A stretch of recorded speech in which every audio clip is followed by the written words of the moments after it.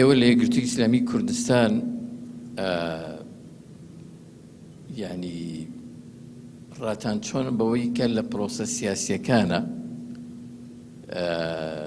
بە درێژای 34 ساڵی ڕابردوو هەمیشە یەکێتی و پارتی باڵادەست بوون وە گرەوی هەڵبژاردنیان بردۆتەوە.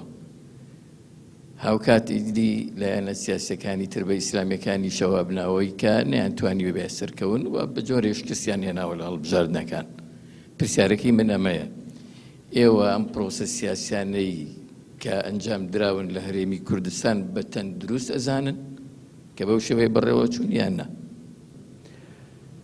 بێگومان من نازانم ناوی لێ نانێن دیزاین ئەوانە چونکە ناوەکە تازەیە، بەڵام ناوەڕۆکەکە کۆنە، معادلاتێک هەیە مەطلوبە فڵان مەطلوب نییە فڵان ڕەنگە وابێ، بەڵام کێ دەستی لێدا چۆن یانی ئەوە نازانین بەڕاستی.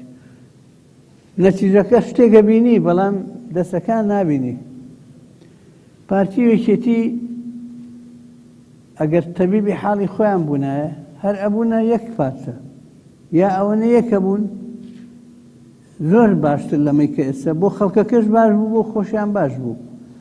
بەڵام تەبعاً هەر ئەو پاڵپشتەی یا ئەو دڵخۆشکەرەی یا ئەو هەلەوەی کە هەیە هەر ئەوە نایەڵێ یەک بن.